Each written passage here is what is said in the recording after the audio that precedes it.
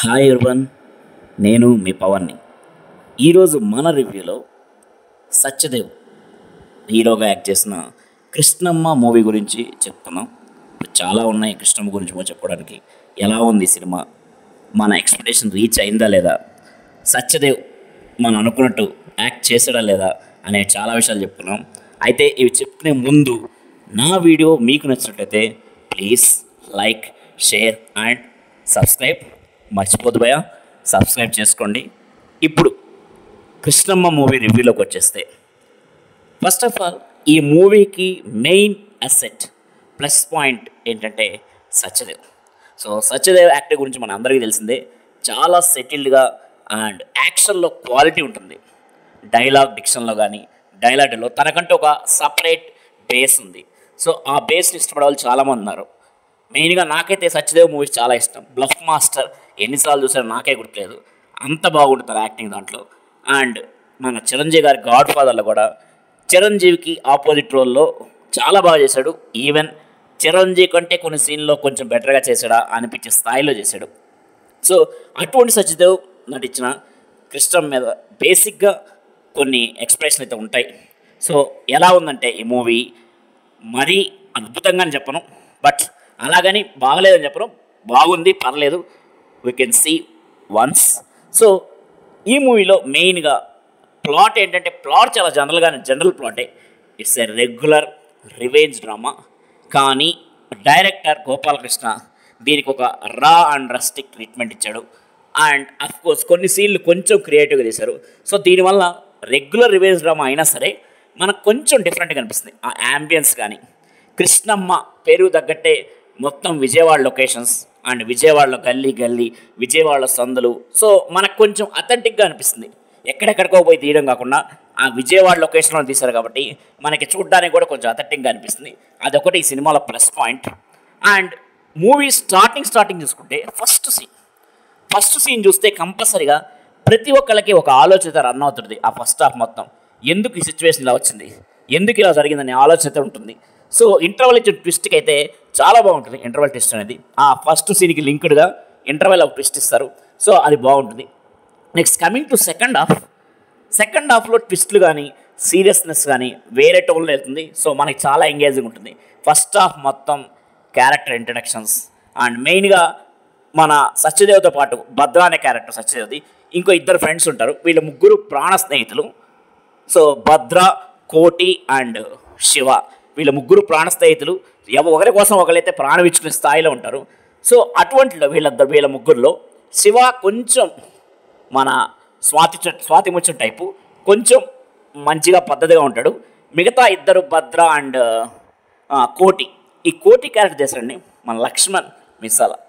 Almost సత్యదేవ్కి ఎంత character ఉందో same తనకు కూడా అంతే క్యారెక్టర్ ఉంది మూవీలో. సో చాలా బాగా చేశాడు. ఎందుకంటే మనకు ఎందుకు చెప్తున్నా అంటే, ఈ మూవీలో సత్యదేవ్ ఉన్న ప్రతి సీన్లో ఆల్మోస్ట్ లక్ష్మణ్ మిసాల కూడా ఉంటాడు. సో అదేనండి, మన లక్ష్మణ్ మిసాల్ అంటే మన RX100లో ఉంటాడు కదా, సో హీరో పక్కన. సో ఆ క్యారెక్టర్ చాలా బాగా చేశాడు. అండ్ ఎంగేజ్ కూడా, కామెడీతో కూడా కొంచెం మనల్ని ఎంగేజ్ చేశాడు. అండ్ శివ ఒక అమ్మాయిని లవ్ చేస్తాడు. ఆ అమ్మాయి పేరు మీనా. సో తని అంత ఇంపార్టెన్స్ లేకపోయిన క్యారెక్టర్. సో మన పక్కింటి అమ్మాయిలాగే ఉంటుంది. అండ్ తన మీదే ఒక ఇంపార్టెంట్ సినిమాలో ఒక ఇంపార్టెంట్ సిచ్యువేషన్ ఉంటుంది. అండ్ తన మీదే మూవీ నడుస్తుంది. అందుకనే తన వల్ల అంత ఇంపార్టెన్స్ లేదు, మనకి స్క్రీన్ ప్లేస్ లేదు అనిపించినా కానీ తన వల్లే సినిమా నడుస్తుంది. కాబట్టి తను కూడా ఒక ఇంపార్టెంట్ రోల్ అని చెప్పుకోవాలి. అండ్ వీళ్ళు ఎలా ఈ పరిస్థితి, ఈ ముగ్గురు ఫ్రెండ్స్కి ఈ రివెంజ్ పరిస్థితి ఎలా వచ్చింది. అండ్ ఇంకో విషయం, సెకండ్ హాఫ్లో మెయిన్గా ఒక కాంటెంపరీ ఇష్యూ. సపోజ్ ఏదన్నా ఒక పెద్ద పొలిటీషియన్స్ కానీ బిజినెస్ మ్యాన్ కానీ ఏదన్నా నేరం చేస్తే, క్రైమ్ చేస్తే, వాళ్ళు దాన్ని తప్పించుకోవడం కోసం అమాయకులు అనాథలైన వాళ్ళని తీసుకొచ్చి పోలీస్ స్టేషన్లో ఎలా చిత్రహింసలు పెట్టి వాళ్ళని ఒప్పిస్తారనేది చాలా క్లియర్గా నీట్గా చెప్పాడు. ఇంతకుముందు చాలా సినిమాలు వచ్చాయి మనకి. మెయిన్ విచారణ అనే సినిమా ఒకటి సముద్రకనిది. సో ఆల్మోస్ట్ అలాగే అనిపిస్తుంది మనకి, కొంచెం రా అండ్ రస్టిక్గా ఎలా వీళ్ళని చిత్రహింసలు పెట్టి ఒప్పించారని. సో ఇలా ఒప్పించిన తర్వాత అసలు వీళ్ళకి ఆ కేసు ఏంది, వీళ్ళు ఇరుక్కున్న కేసు ఏంది, అండ్ ఆ కేసు ఎవరిది, అండ్ ఆ కేసులో ఎవరు విక్టిమ్ అనేది తెలుసుకున్న తర్వాత సినిమాలో ఇంకొంచెం ఇంట్రెస్టింగ్గా ఉంటుంది. సో ఒక అమ్మాయి హత్యాచార కేసులో ఇరుక్కుంటారు వీళ్ళు.